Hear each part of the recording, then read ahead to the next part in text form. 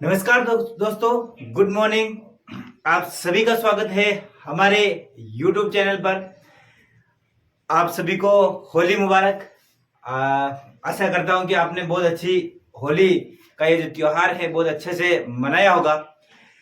लो तो हम फिर आ चुके हैं आपके साथ कक्षा 8 की MCQ लेकर और नए नए प्रश्न लेकर आपके सामने जो आपकी परीक्षा के अंदर आ सकते हैं। तो शुरू करते हैं बिना किसी देरी के। आज जो तारीख है वो 27 तारीख हो गई और कल से 8वीं क्लास बोर्ड के एग्जाम शुरू होने वाले हैं। तो हम ज्यादा से ज्यादा कोशिश करेंगे कि जो बोर्ड की परीक्षा में जो प्रश्न आएंगे उनको हम हल करने की कोशिश करें। तो आपके यहाँ पर पहला सवाल ये रहा कि पेट्रोल जैसे ज्वलनशील पदार्थ में लगी आग को बुझाने में कौन सी गैस उपयोगी है। ये पूछ रहा है कि पेट्रोल जैसे ज्वलनशील पदार्थ में कौन सी गैस ज्वाला उत्पन्न करता है। तो हम सभी जानते हैं कि ज्वलनशील जो गैस होती है वो कौन सी होती है, जो किसी भी वस्तुओं को जलाने के लिए उपयोगी होती है वो होती है ऑक्सीजन। क्या होती है? ऑक्सीजन। और किसी भी चीज को बुझाने के लिए कौन सी जो गैस है उपयोगी रहती है? Carbon dioxide. अगला सवाल आपके सामने, मृत वनस्पति के धीमे प्रक्रम द्वारा कोयले में परिवर्तन को क्या कहते हैं?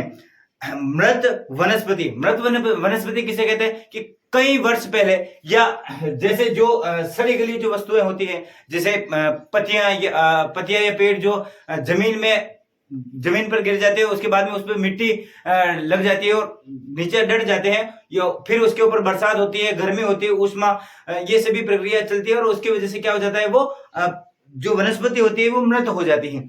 तो उसके धीमे प्रक्रम द्वारा क्या बनता है? कोयले में परिवर्तन को अपन क्या कहते हैं? कार्बनीकरण। क्या कहते हैं? कार्बनीकरण कहते हैं। वनोन्मूलन से वायुमंडल में जिस गैस की वृद्धि हो जाती है वह क्या है? अच्छा, वनोन्मूलन का मतलब मैंने पहली कक्षा में तो आपको बताया था कि वनोन्मूलन किसे कहते हैं। वनोन्मूलन, वनों की कटाई को क्या कहते हैं? वनोन्मूलन कहते हैं। अब ये पूछ रहा है कि वनों की कटाई से कौन सी गैस में वृद्धि होगी। तो देखो ये पेड़ है और ये पेड़ हमें क्या देते हैं? ये पेड़ हमें क्या देते हैं? Oxygen gas. ये पेड़ O2 छोड़ते हैं, हम O2 क्या करते हैं? ग्रहण करते हैं। हम कार्बन डाइऑक्साइड गैस छोड़ते हैं और ये पेड़ जो है क्या ग्रहण करते हैं? Carbon dioxide. अब अगर सोचो कि आप पेड़ अगर हो ही ना, पेड़ नहीं होंगे तो क्या होगा? हम ऑक्सीजन नहीं ले पाएंगे और हम क्या छोड़ेंगे? केवल और केवल कार्बन डाइऑक्साइड गैस। तो वनोन्मूलन में से वायुमंडल में जिस गैस की वृद्धि होती है वह होगी कार्बन डाइऑक्साइड गैस। कौन सी गैस? Carbon dioxide gas. पुरुषों के वाक तंतुओं की लंबाई लगभग होती है। वाक तंतु मतलब जिससे पुरुष बोलते हैं, है ना। तो वाक तंतु की जो लंबाई होती है वो होती है 20 मिलीमीटर। कितनी होती है? 20 मिलीमीटर। ये होती है पुरुषों के अंदर। किसके अंदर होती है? पुरुषों के अंदर। किसके अंदर है? पुरुषों के अंदर होती है। अगला प्रश्न आपकी स्क्रीन पर, मध्य स्थिति के इधर उधर या आगे पीछे होने वाली गति को हम क्या कहते हैं? दोस्तों, मैंने आपको पिछली कक्षा में भी बताया था कि ये एक वस्तु है जो अपनी बिल्कुल माध्य स्थिति के अंदर है। अगर ये वस्तु अपनी माध्य स्थिति से इधर उधर या आगे पीछे होगी तो इसको अपन क्या कहते हैं? कंपन कहते हैं। क्या कहते हैं? कंपन कहते हैं। समझ में आया क्या दोस्तों? अगला प्रश्न आपकी स्क्रीन पर यह है कि निम्न में से विद्युत का कुचालक किसे कहते हैं? विद्युत का कुचालक नींबू का रस, अशुद्ध जल, सिरका या समुद्री जल। तो मैंने आपको बताया था कि जल के अंदर भी क्या होते हैं?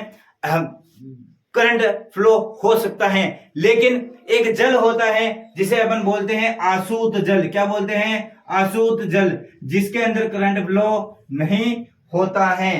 तो ये क्या होगा? ये क्या होगा? विद्युत का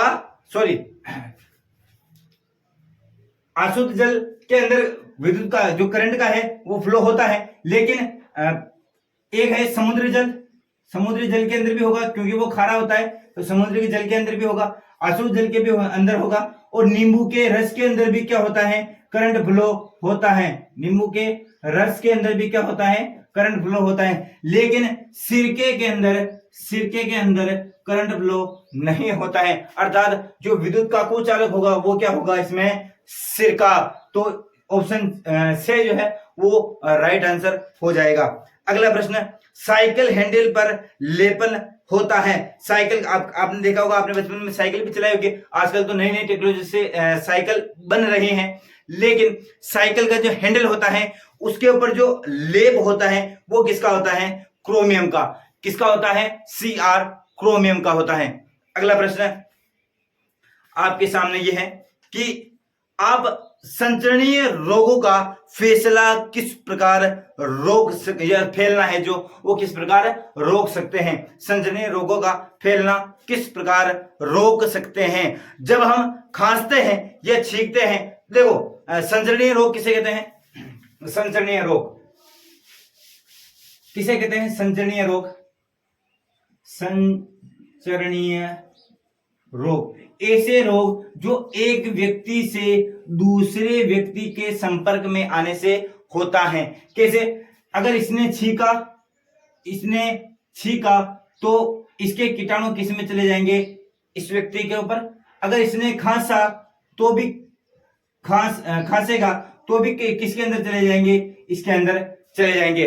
तो छींकने से या खांसने से जो मुंह में अगर रुमाल नहीं रखते और सीधा ऐसी खांस देते तो सामने वाले व्यक्ति पर चले जाएंगे, हमारे कीटाणु उनके ऊपर चले जाएंगे। तो ये हो गया संचरणीय रोग। अब इसको कैसे हम रोक सकते हैं, तो जब भी हम छींकते हैं या खांसते हैं तो क्या करना चाहिए, हमें रुमाल लगाकर छींकना या खांसना चाहिए, या फिर क्या करना चाहिए, आप ऐसे करके भी खांस या छींक सकते हो। अगला प्रश्न आपके सामने, मिलान कीजिए।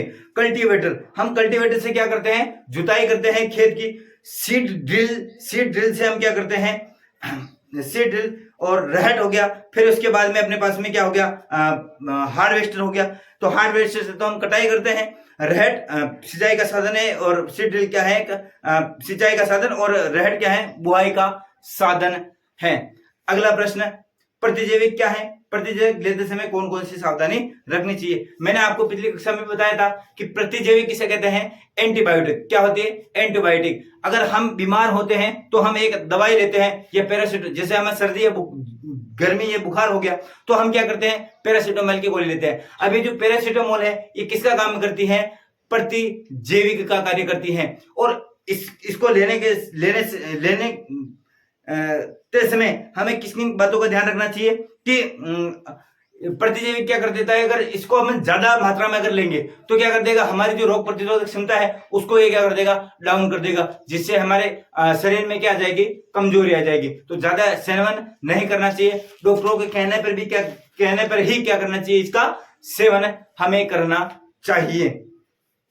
इसके अलावा आवश्यकता होने पर ही हमें प्रतिजैविक लेना चाहिए। यूं नहीं कि नावे मत दोगरियो, जो प्रतिजैविक ये जो एंटीबायोटिक गोली है वो हमने ले ली, या थोड़ा सा जुकाम हुआ तो भी एंटीबायोटिक ले ली, है ना। तो इससे अच्छा है कि आप थोड़ा 1-2 दिन रेस्ट कर लो, तो रेस्ट से भी हो सकता है। फिर अगर रेस्ट से नहीं हो रहा है तो फिर आप क्या करो, एंटीबायोटिक लो, बाकी नहीं। ठीक है। अगला सवाल, ईंधन के रूप में एलपीजी और लकड़ी की तुलना। देखो ईंधन के रूप, दो ईंधन कितने प्रकार के होते हैं, मैंने आपको उस दिन भी बताया था। लकड़ी ईंधन का रूप है, एलपीजी है और सीएनजी है। इसमें आपको प्रश्न पूछा गया है कि एलपीजी और लकड़ी की तुलना बतानी है। क्या बतानी है, तुलना, मतलब बताना है कि कौन ज्यादा अच्छा है और कौन कम अच्छा है। तो देखो एलपीजी और सीएनजी की अगर हम बात करें तो एलपीजी के अंदर धुआं कम होगा, है ना, और महंगी आती है लेकिन धुआं कम होएगा। ये बहुत अच्छा ईंधन का साधन हो सकता है ना। और ये क्या होता है कि जलने के बाद में क्या नहीं छोड़ता है, राख नहीं छोड़ता है एलपीजी।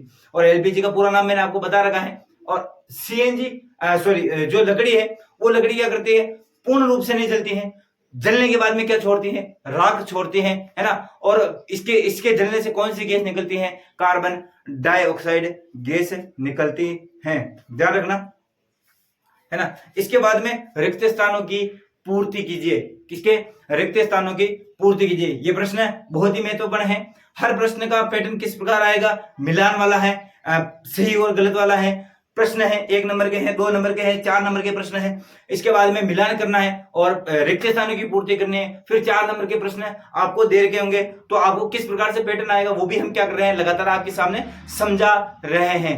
अगला प्रश्न, प्रत्येक शुक्राणु एक कौन सी कोशिका होती है? शुक्राणु हमेशा हमेशा हमेशा एक एकल कोशिका होती है, न कि द्वि। तो ध्यान रखना, प्रत्येक शुक्राणु एक एकल कोशिका होती है, अर्थात शुक्राणु में केवल एक ही कोशिका होती है, न कि एक से ज्यादा। तो ध्यान रखना, मेंढक में कौन सा निषेचन होता है? मैंने आपको बताया था मेंढक में बाह्य निषेचन होता है। कौन सा निषेचन होता है? बाह्य निषेचन होता है। ध्यान रखना, निषेचन के पश्चात दिया गया एक एकल कोशिका, दिया गया क्या है? अंडा। दिया गया अंडा क्या है? एक एकल कोशिका है। क्या है? एकल कोशिका है। द्विखंडन कौन सी विधि के द्वारा होता है? द्विखंडन मैंने आपको बताया था, द्विखंडन जो है एक अलैंगिक विधि है। कौन सी विधि है? अलैंगिक विधि है। अगला